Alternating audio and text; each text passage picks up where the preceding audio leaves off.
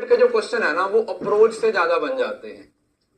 अगर आप 1.0 की मैराथन जो सेशंस है वो मैंने आपको एक्सेस दिया है, उसको आपने अगर देखा है तो बहुत अच्छी बात है। अप्रोच का मतलब क्या हुआ कि इसमें ना बहुत सारे मोस्ट ऑफ द क्वेश्चन ना पॉजिटिव और नेगेटिव बेसिस पे आते हैं। पॉजिटिव और नेगेटिव बेसिस का मतलब क्या होता है? पॉजिटिव और नेगेटिव बेसिस पे आते हैं।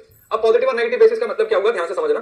पॉजिटिव और नेगेटिव का मतलब क्या होता है कि आपको एक क्वेश्चन दिया रहेगा और उस क्वेश्चन के अंदर आप लोगों को अलग अलग तरीके की स्टेटमेंट्स दी रहेंगी, A B C D E F, right? जैसे A B C D E F आपको अलग अलग स्टेटमेंट्स दी हुई हैं।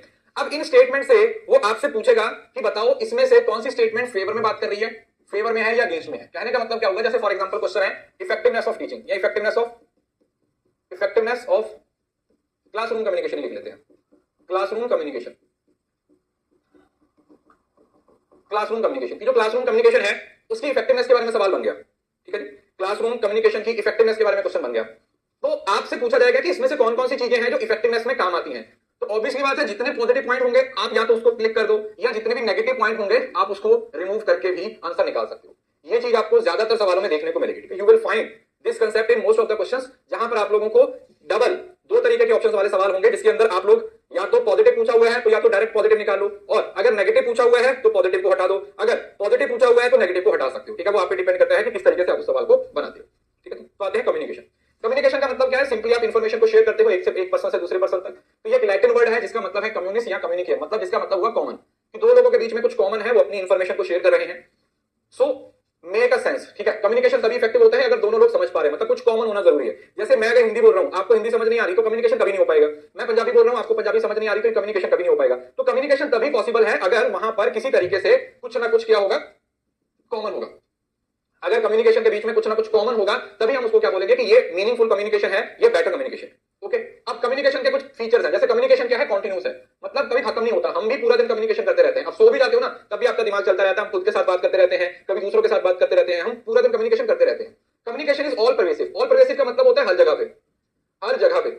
हर जगह का मतलब क्या है कि टॉप लेवल हो, लोअर लेवल हो, छोटे से बच्चे हो, बूढ़े हो, बुजुर्ग, कोई भी हो, हर कोई कम्युनिकेशन कर रहा है, हर कोई कम्युनिकेशन है वो कर रहा है। दूसरा, जो कम्युनिकेशन है अगर उसको इफेक्टिव बनाना हो तो उसको टू वे बनाना पड़ेगा। टू वे का मतलब क्या हुआ कि अगर फीडबैक होगी, मतलब इफेक्टिव कम्युनिकेशन का सिंपल मतलब क्या हुआ कि अगर कम्युनिकेशन के अंदर फीडबैक है, if there is feedback only then it is called effective communication. Feedback है तो उस कम्युनिकेशन को इफेक्टिव कम्युनिकेशन बोला जाएगा। Then communication is always a context, a relationship aspect. अब ये मैं आपको आगे पढ़ाऊंगा कॉन्टेक्स्ट और रिलेशनशिप एस्पेक्ट का मतलब क्या होता है। मतलब आप ऐसे समझ लीजिए कि जो भी आप बात कर रहे हो ना उसका एक कॉन्टेक्स्ट होता है, उसका एक कॉन्टेक्स्ट होता है। मतलब सिंपल एक एग्जांपल है, अगर आप अपने दोस्त के साथ किसी मीटिंग में बात कर रहे हो तो वो एक फॉर्मल कॉन्टेक्स्ट हो जाएगा, लेकिन उसी दोस्त के साथ वही बात आप एक शादी की पार्टी में कर रहे हो तो उसका कॉन्टेक्स्ट चेंज हो जाएगा। समझ रहे हो ना? हर जगह पर according to situation, according to person क्या होता रहता है, कम्युनिकेशन का जो कॉन्टेक्स्ट है वो क्या होता रहता है बेटा, हमेशा चेंज होता रहता है। कम्युनिकेशन के कॉन्टेक्स्ट में डिफरेंस आता रहता है। और सिमेट्री एंड कॉम्प्लीमेंट्री। सिमेट्री और कॉम्प्लीमेंट्री का मतलब क्या हुआ कि कई बार कम्युनिकेशन कॉमन बेसिस पे होता है, जैसे मेरा मैथ स्ट्रॉन्ग है, तुम्हारा मैथ स्ट्रॉन्ग है, तो हम दोनों अच्छे कम्युनिकेटर बन गए, हमने बातचीत करना शुरू कर दिया। This is symmetry. सिमेट्री का मतलब होता है सेम। सिमेट्री का मतलब क्या होता है? Same, it is same. और वहीं पर अगर आप कॉम्प्लीमेंट्री की बात करते हो तो कॉम्प्लीमेंट्री का मतलब क्या होता है? कॉम्प्लीमेंट्री का मतलब होता है कि एक चीज मुझे आती है, दूसरी तुम्हें आती है, हम एक दूसरे को पूरक हैं। मतलब मुझे मैथ आता है, इंग्लिश नहीं आती, तुम्हें इंग्लिश आता है, मैथ नहीं आता, तो मैं तुम्हें मैथ सिखाऊंगा, तुम मुझे इंग्लिश सिखाओगे, तो हम एक दूसरे को क्या कर रहे हैं? कॉम्प्लीमेंट कर रहे हैं। तो कम्युनिकेशन में कॉमन है तो सिमेट्री हो जाएगा, और अगर डिफरेंस है तो वहां पर कॉम्प्लीमेंट्री हो जाएगा। दूसरा, कम्युनिकेशन तभी पॉसिबल है अगर कोई कॉमन लैंग्वेज होगी। Meeting of minds is necessary. अपनी मौसी के साथ बात करोगे तो बड़ा बुरा लगता है, अजीब लगता है ना, क्योंकि जैसे फोन उठाएगी बोलेगी और बेटा शादी कब कर रहे हो, तो ऐसे लोगों से बात नहीं करना पसंद करोगे। लेकिन अपने दोस्तों के साथ, अपने बेस्ट फ्रेंड के साथ, अपने भाई बहन कजन के साथ पूरा पूरा दिन भी बात कर सकते हो। तो मीटिंग ऑफ माइंड्स है वो कंपलसरी होता है। Communication can also be conducted through gestures. ये नॉन वर्बल कम्युनिकेशन होता है, बॉडी लैंग्वेज के थ्रू, आंखों के थ्रू, नाक मुंह जीभ सबके थ्रू कम्युनिकेशन होता है। और कम्युनिकेशन ऑफ डिफरेंट टाइप, हमारे पास जो कम्युनिकेशन है वो अलग अलग तरीके का कम्युनिकेशन है, वो अलग अलग तरीके का है। मतलब फॉर्मल है, इनफॉर्मल है, हॉरिजॉन्टल है, वर्टिकल है, इंटरपर्सनल है, इंट्रापर्सनल है, ट्रांसपर्सनल है ना, अलग अलग तरीके का कम्युनिकेशन है वो आपको देखने को मिल जाता है।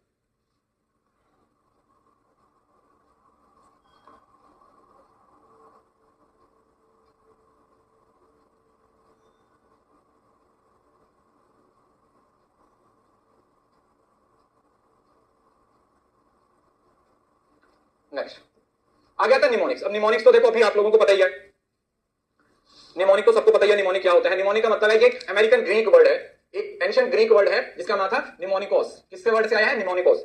निमोनिक वर्ड है वो तो हम अपने क्लास में डिस्कस करते हैं, निमोनिकोस से ही है, जिसका मतलब होता है ऑफ मेमोरी, जिसका मतलब या तो मेमोरी से रिलेटेड होता है या it is related to memory, मतलब जिसका स्मृति के साथ, मेमोरी के साथ लेना देना होता है, उसको क्या बोल दिया जाता है, उसको बोल दिया जाता है दैट इज निमोनिक। अब निमोनिक क्या होता है, ये बहुत पुराने समय से चला आ रहा है, ठीक है, इसमें प्लेटो अरिस्टोटल वगैरह भी इसका बहुत ज्यादा इस्तेमाल करते थे। निमोनिक क्या होता है, मतलब ऐसे कुछ मेमोरी टेक्निक होते हैं, ऐसे कुछ तरीके होते हैं जिसके थ्रू गिराल्ड और मिलर के द्वारा इसको, मतलब आप बोल सकते हो गिराल्ड और मिलर के द्वारा इसको ऑफिशियली मतलब एक इसके रिसर्च की गई थी, गिराल्ड और मिलर वाली, तो वो 1967 में आप इसको याद रख सकते हो। लेकिन वैसे इसका ओरिजिन है वो बहुत पुराना है। तो आप क्या करते हो, आप छोटी छोटी चीजों को याद, जैसे कोई सीक्वेंस है उसके छोटे छोटे कीवर्ड्स आपने पढ़ा होगा, वो फोन है ना, इंडियन लॉजिक में फोन को बोल देते हो, आई एम पान बोल देते हो, है ना, आर स्केयर वीओसी ऐसे करके। तो ये क्या है, दीज आर द निमोनिक्स, ये छोटे छोटे क्या है, ये निमोनिक्स हैं। These are the different different techniques, different techniques होती हैं जिसके तहत क्या किया जाता है, हम अलग अलग मेथड्स का इस्तेमाल करके, अलग अलग टेक्निक्स का इस्तेमाल करके क्या कर सकते हैं, हम चीजों को याद रख सकते हैं। हम क्या कर सकते हैं, हम चीजों को याद रख सकते हैं लंबे समय तक। जैसे किस कम्युनिकेशन में यूज किया जाता है, keep it short and simple, keep it short and simple, ठीक है जी। तो ये क्या है, ये आप लोगों का निमोनिक है। तो निमोनिक का मतलब क्या है, निमोनिक जो है वो चीजों को याद रखना है। निमोनिक में आप लिस्ट को, कैरेक्टरिस्टिक्स को, स्टेप्स को, ज्यादातर आप इसको ना नॉर्मली जो यूज किया जाता है वो सीक्वेंस के लिए यूज किया जाता है, मतलब मोस्ट ऑफ द टाइम किसमें यूज किया जाता है, हम स्टेप्स और स्टेजेस में याद रखते हैं, क्योंकि स्टेजेस है वो एक सीक्वेंस में होती है। उसके बाद आता है डायमेंशंस ऑफ कम्युनिकेशन। अब इसके लिए कुछ कॉन्टेक्स्ट होते हैं, जैसे मैंने अभी आपको बताया कि हर कम्युनिकेशन का एक कॉन्टेक्स्ट होता है, मतलब आप एक ही बात को अलग अलग जगह पर अलग अलग कॉन्टेक्स्ट में बोल सकते हो। एग्जांपल मैंने आपको दिया था कि जैसे आपको पानी चाहिए, खाना आप सपोज करो पढ़ाई कर रहे हो, पढ़ाई करते करते आपको प्यास लगे, तो अब आप पानी मंगवाना चाहते हो। पानी मंगवाना मतलब एक बात है, एक कॉमन बात है, उसके बेसिस पे आप क्या करोगे। अब अगर आप अपने भाई से मंगवाओगे तो अलग तरीके से मंगवाओगे, बहन से मंगवाओगे तो अलग तरीके से मंगवाओगे, पापा से मंगवाओगे तो अलग तरीके से मंगवाओगे। बात सेम है, लेकिन फर्क क्या है कि आपको उसको अलग अलग कॉन्टेक्स्ट में बोलना पड़ता है। अब इसके अंदर पहले आ जाता है फिजिकल कॉन्टेक्स्ट। फिजिकल कॉन्टेक्स्ट का मतलब क्या होता है, जिस जगह पर, जैसी जगह पर आप कम्युनिकेशन कर रहे हो, किसी क्लासरूम में हो तो वहां पर कम्युनिकेशन अलग होगा, किसी शादी में हो तो उसमें कम्युनिकेशन अलग होगा, किसी के मरने पर बैठे हुए हो तो उसका कम्युनिकेशन अलग होगा। देन आ जाता है सोशल कॉन्टेक्स्ट। सोशल कॉन्टेक्स्ट का मतलब है कि जिस कम्युनिकेशन करने वाले लोगों के बीच में जो संबंध है वो कैसा है। अगर दोनों अच्छे दोस्त हैं तो कम्युनिकेशन अच्छा होगा, दोनों के बीच में बनती नहीं है तो कम्युनिकेशन खराब होगा, अभी आपका और आपकी मौसी का, बुआ का, है ना। तो ये होता है सोशल, कि आपका रोल और स्टेटस। दूसरा आता है culture. Culture to culture communication vary करता है। इंडिया के अंदर किसी का 40 तरीके का कल्चर एग्जिस्ट करता है और हर कल्चर के अपने रूल्स, अपने रेगुलेशंस, अपनी नॉर्म्स होती हैं। एक ही वर्ड एक कल्चर में अलग मीनिंग रखता है, एक में अलग रखता है। जैसे मैंने बताया था काका, कहीं पर इसको पापा को, दादा को बोलते हैं, बड़े भाई को बोल देते हैं, यहाँ पर छोटे बच्चों को बोल देते हैं, इवन के फुटबॉल प्लेयर भी है काका। तो ये क्या है, दिस इज द डायमेंशंस की ये कल्चर होता है। साइकोलॉजिकल का मतलब क्या होगा, माइंड से रिलेटेड है कि उस टाइम पे आपका साइकोलॉजिकल कैसा है, जहां पर मतलब किसी के साथ आपका माइंड मैच अच्छा हो रहा है तो वहां पर अच्छी साइकोलॉजी बैठेगी, दूसरी जगह पर नहीं बैठेगी। दूसरा टेम्पोरल। टेम्पोरल का मतलब है कि कम्युनिकेशन का टाइम के साथ क्या कंटेक्स्ट है। मॉर्निंग में है तो धार्मिक गाने सुने जाते हैं, धार्मिक शब्द सुने जाते हैं, मतलब गाने तो क्या ही होते हैं। उसके बाद मीटिंग्स होती हैं, वो ज्यादातर मॉर्निंग में की जाती है या आफ्टरनून में की जाती है। जो शादी होती है या कुछ ऐसा प्रोग्राम होता है वो हमेशा नाइट में होता है, इस तरीके का। दूसरा हिस्टोरिकल कॉन्टेक्स्ट, जो कम्युनिकेशन किया जा रहा है उसके पास्ट की कुछ बात है, मतलब जैसे ऐसा होता है कि आज जो मैं पढ़ा रहा हूं अगर उसका कुछ पास्ट के साथ, कुछ कल जो पढ़ाया था उसके साथ लेना देना है, तो वो भी आपका क्या हो जाएगा, वो भी हिस्टोरिकल कॉन्टेक्स्ट बन जाएगा। ठीक है, वो भी क्या बन जाएगा, हिस्टोरिकल कॉन्टेक्स्ट बन जाएगा। मेरी भांजी कल गुस्सा कर रही थी, सारा दिन पानी मंगवाती रहती हो, तो फिर गलत बात है ना। मेरी तरह से पानी की बोतल साथ में लेके बैठा करो। हिस्टोरिकल पास्ट की बात की जाती है। उसके बाद नेचर ऑफ कम्युनिकेशन, वैसे ये ज्यादातर मैं पढ़ा दिया, फिर भी एक बार बता देता हूं। टू वे है इफेक्टिव कम्युनिकेशन करने के लिए, कॉन्टिन्यूस है, लगातार चलता रहता है। डायनामिक का मतलब कि स्टैटिक नहीं है, मतलब फिक्स नहीं है। आप सिचुएशन के अकॉर्डिंग कम्युनिकेशन को क्या करते रहते हो बेटा, चेंज करते रहते हो। परवेसिव है, हर लेवल पे आता है, कम से कम दो, मतलब दो लोग इफेक्टिव बना देते हैं। ऐसा नहीं कि आप दो लोग ही चाहिए होते हैं आपको कम्युनिकेशन के लिए, आप खुद से भी कम्युनिकेशन कर सकते हो। एक्सचेंज है, इंफॉर्मेशन को, नॉलेज को एक्सचेंज करते हो। और means of unifying organization activities, organization के अंदर कम्युनिकेशन के थ्रू आप क्या करते हो, अपने मिशन, विजन, गोल्स को क्या करते हो, ट्रांसफर करते हो ताकि लोग उसको फॉलो करें। जाना जाता है वर्बल और नॉन वर्बल, आप अपने वर्ड से भी और आंखों से, इशारों से दिल लेने वाले हैं ना। बताइए अदा तूने सीखी कहां से, मतलब बकरी से सीखी थी ना। जाना तो म्यूचुअल अंडरस्टैंडिंग, कम्युनिकेशन तभी बढ़िया होता है जहां पर म्यूचुअल अंडरस्टैंडिंग होगी। आपने कुछ बोला, सामने वाले को समझ आया, तभी तो कम्युनिकेशन अच्छा है। जाना जाता है गोल ओरिएंटेड कम्युनिकेशन, एक गोल ओरिएंटेड होता है। ज्यादातर कम्युनिकेशन का एक सबसे बड़ा गोल क्या होता है, परसुएड करना, परसुएड करना, परसुएड करना। देन फाउंडेशन ऑफ मैनेजमेंट है, मींस नॉट एंड। कोई ये एंड रिजल्ट नहीं है, ये लगातार चलता रहता है। ह्यूमन एक्टिविटी है, ऐसा नहीं कि सिर्फ इंसानों की एक्टिविटी है, इंसान के साथ साथ जानवर भी कम्युनिकेशन करते हैं। ठीक है, देखा होगा आप भी तो अपनी सहेली के साथ बात करते हो, अपने सहेली के साथ बात करते हो ना, तो इससे ये तो साबित नहीं होता कि सिर्फ इंसान ही कम्युनिकेशन करते हैं, जानवर भी कम्युनिकेशन करते हैं।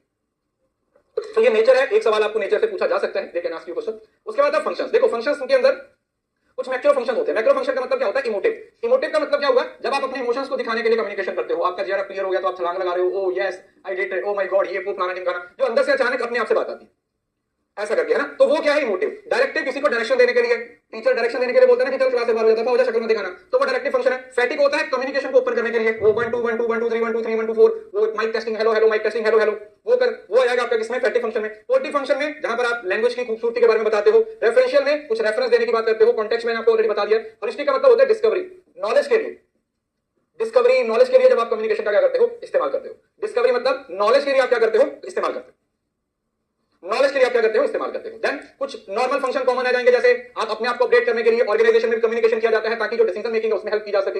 एजुकेशन एंड इंस्टीट्यूशंस और इंस्ट्रक्शंस देने के लिए, ग्रुप की फंक्शनिंग के लिए, ग्रुप के अंदर कम्युनिकेशन होता है, लोगों को मोटिवेट करने के लिए, लोगों को मोरल को बढ़ाने के लिए, कल्चर की प्रमोशन, आप अपने कल्चर के बारे में वीडियोस बनाते हो, लोगों को अपने कल्चर के बारे में बताते हो, तो वो भी हो गया। और दूसरा इंटीग्रेशन, ये पूरा भारत है ना, अभी जैसे इलेक्शन का समय चल रहा है ना, देखा होगा आप लोगों ने, इलेक्शन के समय पे आप किसी लीडर की ना बातों को सुना, आपको हंसी आएगी।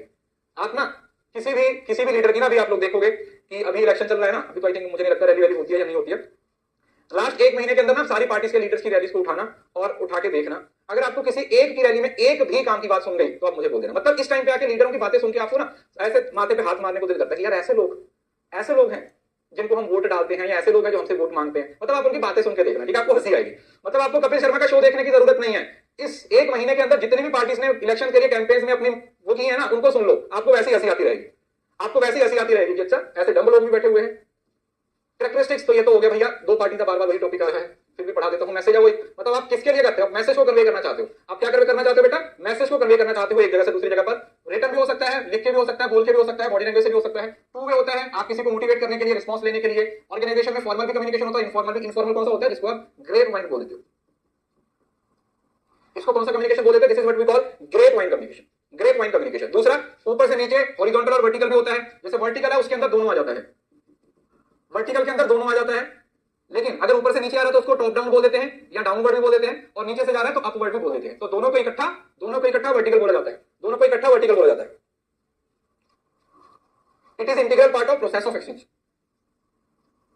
एक्सचेंज करने के लिए कम्युनिकेशन का इस्तेमाल आपको हमेशा करना पड़ता है। विदाउट एक्सचेंज किसी तरीके का कोई कम्युनिकेशन पॉसिबल नहीं होता। विदाउट एक्सचेंज किसी तरीके का कोई कम्युनिकेशन पॉसिबल नहीं होता। तो यही आप लोगों का ग्रेप वाइन है, जिसके थ्रू रूमर्स फैलते हैं, जिसके थ्रू अलग अलग तरीके के रूमर्स है ना, आपने नॉर्मली देखा होगा, बहुत सारी चीजें हैं वो चलती रहती है।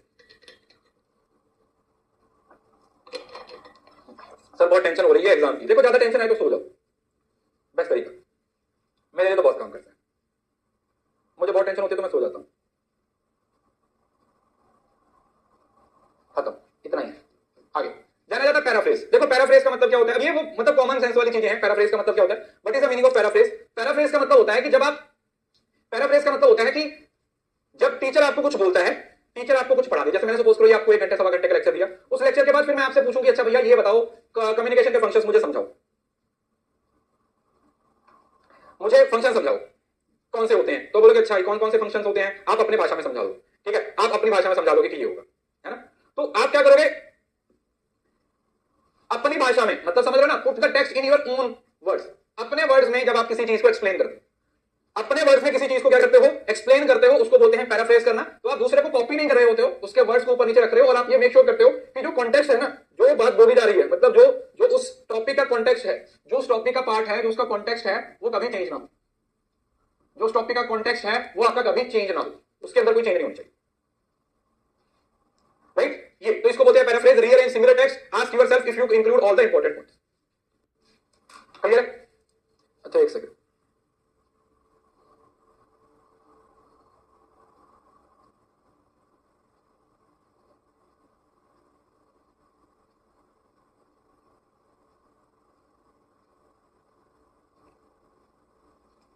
सो पैराफ्रेज करने का मतलब क्या होता है कि अपनी लैंग्वेज में क्या करना, एक्सप्लेन करना। Explain in your own language, own words, अपने शब्दों में किसी चीज को क्या करना, एक्सप्लेन करना, अपने वर्ड्स में किसी चीज को एक्सप्लेन करना, दैट इज पैराफ्रेज कम्युनिकेशन। देखो एक ना मैं आपको एक मिनट का छोटा सा मैं आपको एक तरीका बताता हूं, 1 मिनट का, ठीक है, 1 मिनट लूंगा आप लोगों को, क्योंकि मुझे पता है कि एग्जाम में कम टाइम है तो आपके दिमाग पे थोड़ा प्रेशर है, तो मैं थोड़ा सा आपको बताता हूं। कई बार पता क्या होता है, कई बार क्या होता है कि हम मोटिवेट नहीं होते हैं, हमें कुछ काम करना दिन नहीं लगता, नींद आती है। तो जब भी देखो, जब भी आपको नींद आती है ना, सबसे बेस्ट सोल्यूशन बताता हूं, 2-3 सोल्यूशन आप कोई सा भी यूज कर सकते हो। जब नींद आती है तो बहुत सारा पानी पी लीजिए, 2-3 ग्लास पानी पी लीजिए, नींद चली जाती है। दूसरा, वो पानी पीना नहीं है तो या तो उस ठंडे पानी को पैरों पे डालो, ठंडा फ्रिज से निकाल के बोतल पैरों पे डालो, नहीं तो वो ठंडा पानी अपने मुंह पे डालो, तो भी आपकी नींद चली जाएगी। और तीसरा जो सबसे बेस्ट तरीका है नींद को अवॉइड करने का है, वो है कोई फिजिकल एक्टिविटी करो। कोई फिजिकल एक्टिविटी करो जब नींद आ रही है, टहलने लग जाओ। चलते चलते तो नींद नहीं आ जाएगी ना, अगर नींद आ रही है तो उठो और चलने शुरू कर दो, अपने रूम में चल जाओ, अपने घर के अंदर टहलना शुरू कर दो। 2-4 मिनट का वो एक, समझ रहे हो ना, जो नींद है ना, वो बस वो 2-5 मिनट का एक फ्रैक्शन ऑफ टाइम है, अगर तुमने उसको कंट्रोल कर लिया तो 5 मिनट के बाद वो अपने आप चली जाएगी। लेकिन अगर आपने उस 5 मिनट में अपने आप को कंट्रोल नहीं किया तो फिर आपको नींद आएगी और फिर आपके 1-2 घंटे चले जाएंगे, और इस टाइम पे तो आप बिल्कुल भी नहीं कर सकते।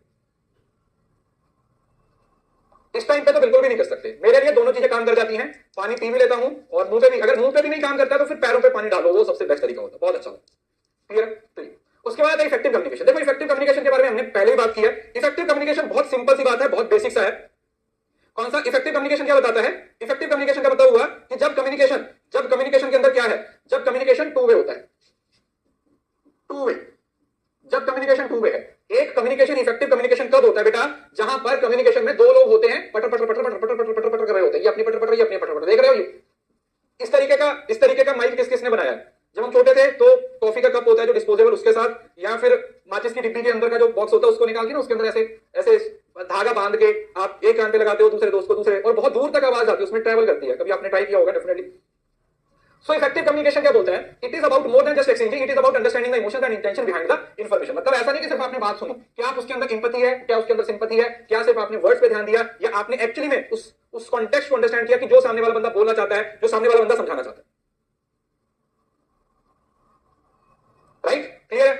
Sir after 7 years my finance broker relationship देखो अब यार ये ना इस मैटर पे ना मेरे को ज्यादा नॉलेज तो नहीं है, ठीक है, ये चीजें कैसे काम करती हैं, लेकिन मैं आपको एक बहुत सिंपल बात बताता हूं, बहुत बहुत एक सिंपल सी सजेशन देता हूं कि लाइफ में ना, लाइफ से इंपॉर्टेंट कुछ नहीं है।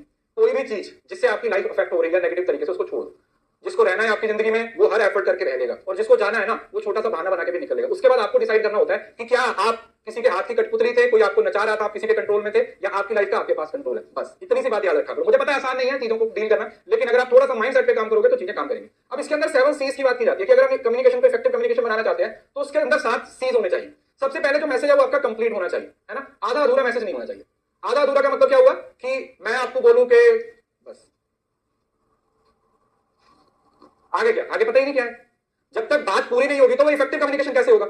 तब तक वो इफेक्टिव कम्युनिकेशन कैसे होगा? इस वजह से इंपॉर्टेंट है, पहले मैसेज का कंप्लीट होना जरूरी है। दूसरा, मैसेज का क्लियर होना चाहिए, क्लियरली आप लोगों को अंडरस्टैंड हो। दूसरा, क्लैरिटी, जो बेसिक अंडरस्टैंडिंग है, कंसाइज है, बहुत बड़ा नहीं होना चाहिए। कंसीडरेशन है, मतलब फिजिकल सेटिंग से रिलेटेड है। कर्टसी है और करेक्टनेस है, मतलब उसके अंदर कुछ फैक्ट्स वगैरह है वो सही दिए होने चाहिए, ठीक है, फैक्ट्स वगैरह है वो उसके अंदर सही होने चाहिए। तो जो 7 C's है, एक सेकंड रुको,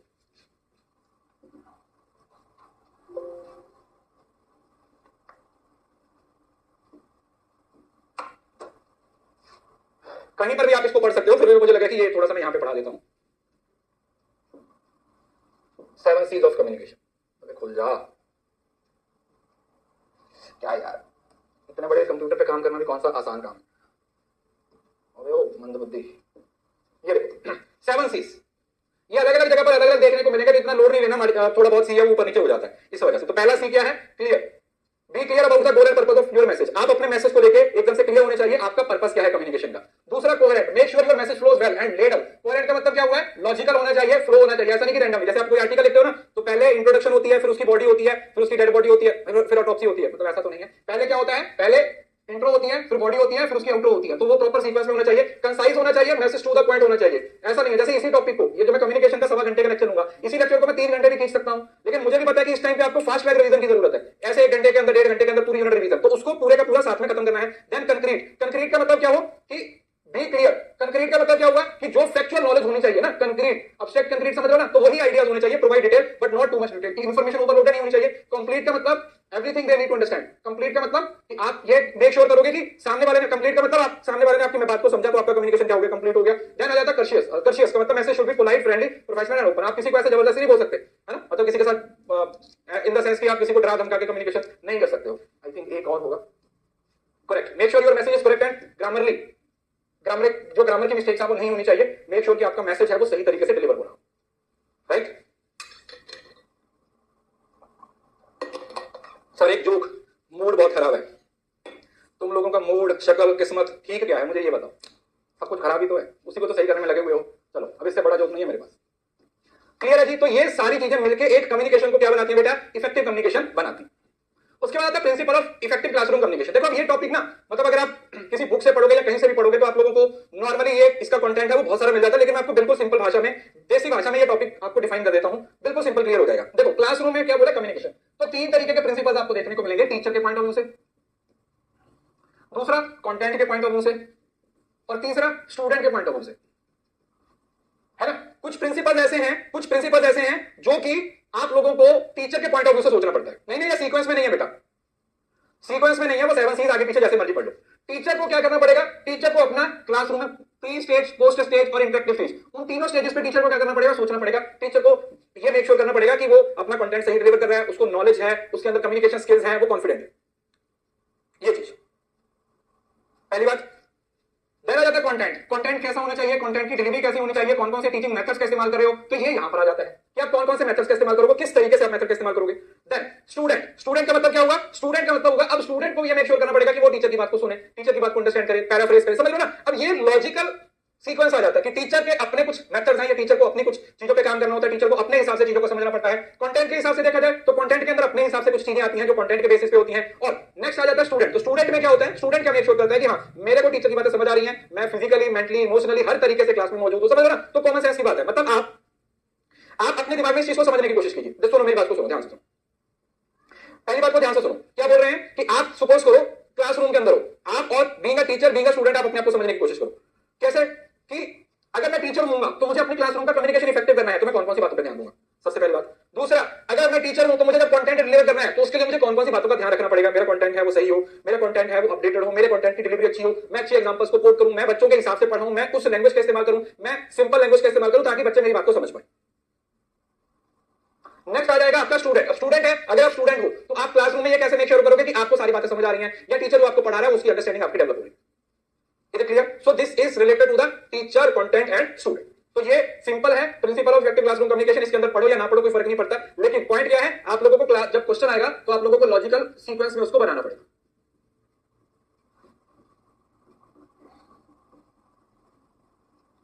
सीक्वेंस में आपको क्या करना पड़ेगा, उसको लगाना पड़ेगा। क्लियर है जी?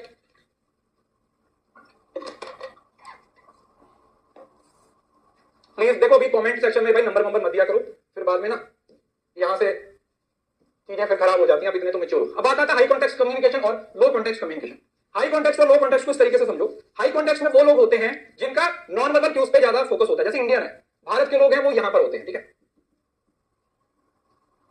भारत के लोग हैं वो हाई कॉन्टेक्स्ट में है, मतलब ये लिखने वाली चीजों पे भरोसा नहीं करते हैं ना, इसी वजह से तो जायदाद के बंटवारे के दौरान चाचा सारी जमीन ले जाता है, क्योंकि ओनली कॉन्ट्रैक्ट हो गया था। इंडिया के अंदर ये प्रॉपर्टी के सारे झगड़े इसी वजह से होते हैं, क्योंकि नॉन वर्बल क्यूज पे ज्यादा भरोसा करते हैं, लिखना रिकॉर्ड वगैरह लिखने में भारत का कोई ज्यादा इतना सिस्टम है नहीं।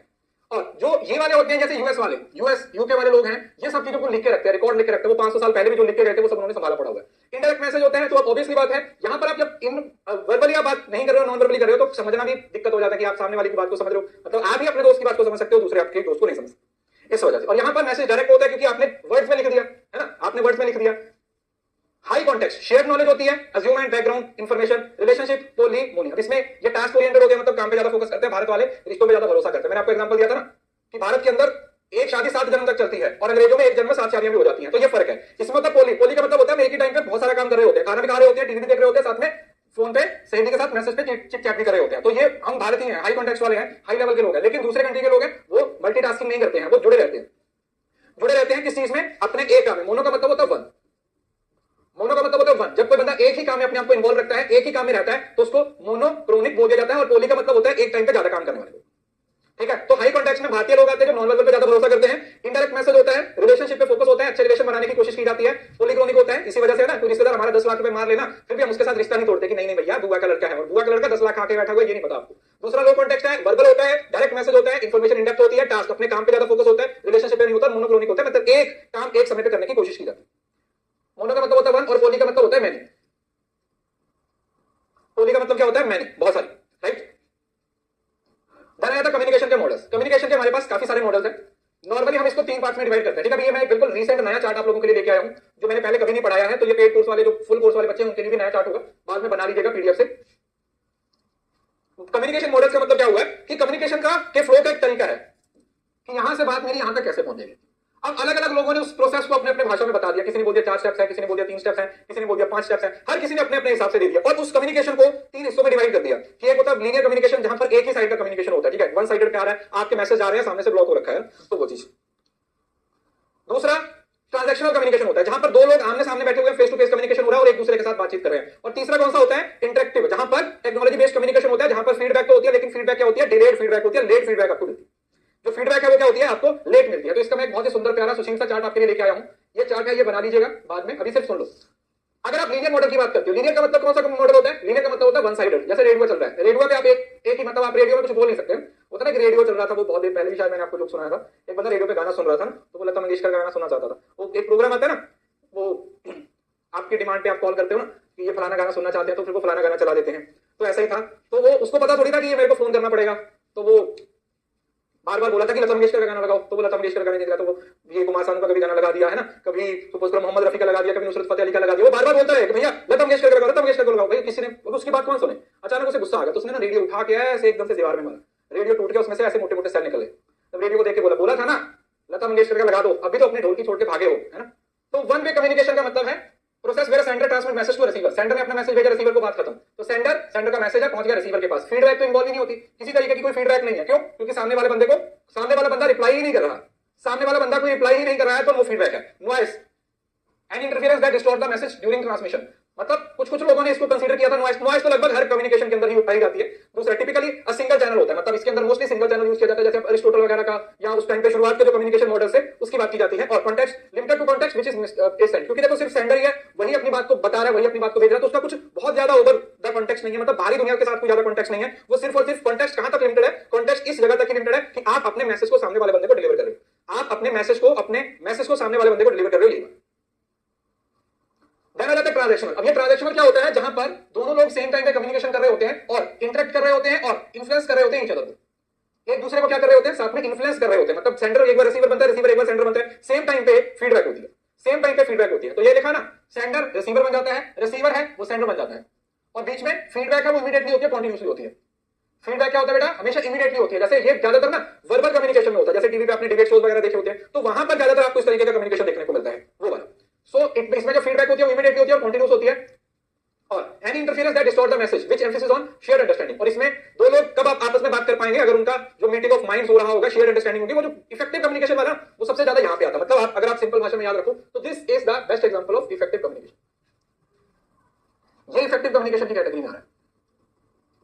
किसके अंदर? इफेक्टिव कम्युनिकेशन की कैटेगरी के अंदर। किसमें आ रहा है? इफेक्टिव कम्युनिकेशन की कैटेगरी में ये वाला आ रहा है। आ जाता है हमारे पास मल्टीपल चैनल है। ट्रांजैक्शनल में तो आप यहां पर सिंगल चैनल यूज किया जा रहा था बोल के, जहां पर मल्टीपल चैनल्स हो सकते हैं। वर्बल कम्युनिकेशन का इस्तेमाल भी कर सकते हो, नॉन वर्बल कम्युनिकेशन का इस्तेमाल भी कर सकते हो। और दूसरा, यहां पर सिर्फ मैसेज के कॉन्टेक्स्ट की बात की जाती है, लेकिन यहां पर आप लोगों का एनवायरमेंटल कॉन्टेक्स्ट भी आ जाता है, फिजिकल, जो कि इफेक्टिव कम्युनिकेशन के अंदर सारे कॉन्टेक्स्ट आ जाएंगे।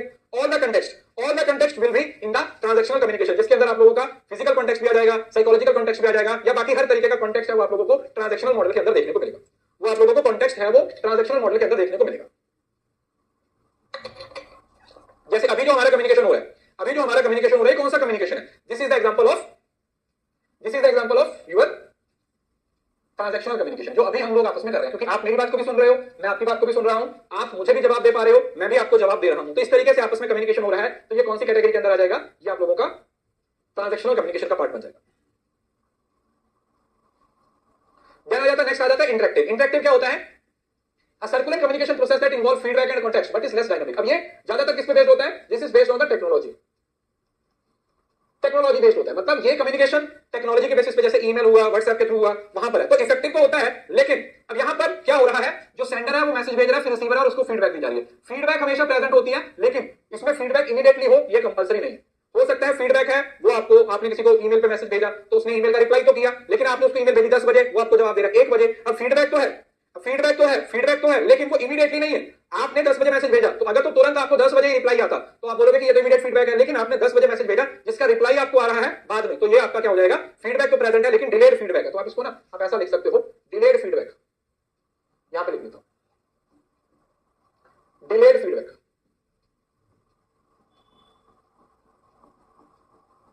डिलेड फीडबैक,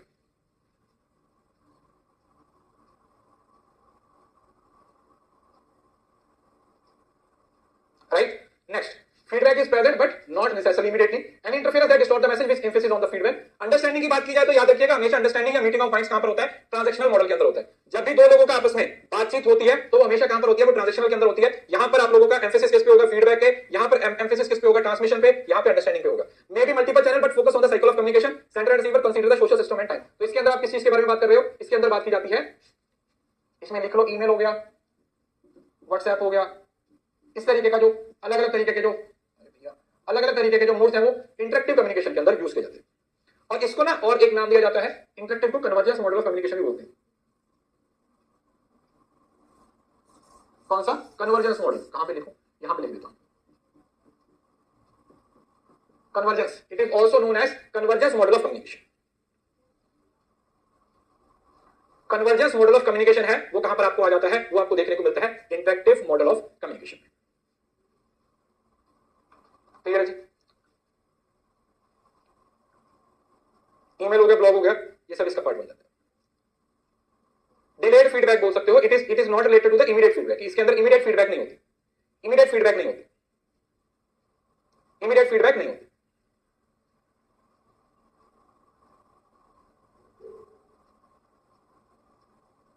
ठीक है जी? ओके, तो यहां पोर्शन हो गया। कल इसके बैरियर्स पढ़ेंगे, इसके मॉडल्स पढ़ेंगे और नेटवर्क्स पढ़ेंगे। ठीक है, मतलब नेक्स्ट क्लास में ये वाला टॉपिक भी आपका खत्म हो जाएगा। आज जितना पढ़ा है ये 50% कवर हो गया है, मतलब कम्युनिकेशन सारा ही कवर करेंगे क्योंकि छोटी सी यूनिट है। तो अगली क्लास में बाकी का जो पेंडिंग पोर्शन है वो करेंगे। तब तक आप इसको अच्छे से रिवाइज कर लीजिए, इसके सारे पॉइंट्स को अच्छे से नोट डाउन कर लीजिए और जितनी भी चीजें पढ़ाई हैं वो पढ़ लीजिएगा, क्योंकि इसका जो पोर्शन था ना, इसका एवोल्यूशन वाला और साथ ही साथ इसकी एक ट्रेडिशंस, वो मैंने मैराथन्स में पढ़ाई थी। आई होप कि आप लोगों ने नोट डाउन की होंगी। वो एक्चुअली वो टॉपिक आपके कम्युनिकेशन के सिलेबस का पार्ट नहीं है, लेकिन वो सवाल पूछा जाता है। तो बहुत सारी चीजें ऐसी हैं वो अलग अलग जगह पे मैं कवर करता रहता हूं जो सिलेबस में मेंशन नहीं है, लेकिन वो डायरेक्टली और इनडायरेक्टली पूछ लिया जाता है। तो इस वजह से बेटर है कि आप प्लीज, रिक्वेस्ट है, एग्जाम से पहले 1.0 की सारी क्लासेस को देख के जाइएगा। पिछले बार की मैराथन अगर नहीं भी देखनी है तो भी कोई दिक्कत नहीं है, एटलीस्ट इस बार की 5, 6, 7, 8 घंटे वाली जो मैराथन है, 20-21 घंटे का कंटेंट है, उसको जरूर से देख के जाइएगा। और ये वाला रिवीजन कोर्स है, इसको जरूर से देख के जाइएगा। बाकी ये एक बार जब खत्म हो गया ना 10 की 10 यूनिट, उसके बाद देखते हैं फिर कि जो बाकी के बचे हुए दिन है उसके अंदर क्या किया जा सकता है। या तो पेंडिंग क्वेश्चंस है, जैसे जो रह गया था, जैसे सपोज करो अगर आपका टीचिंग की थ्योरीज वगैरह रह गई हैं या कुछ और ऐसी चीजें हैं तो उसको कवर कर लेंगे, नहीं तो फिर एमसीक्यू प्रैक्टिस कर लेंगे। ठीक है, कॉमर्स और मैनेजमेंट की रिवीजन 27 से शुरू करेंगे, मंडे से शुरू करेंगे, मंडे से शुरू करेंगे, मंडे से रिवीजन कोर्स हम निकालेंगे उसका,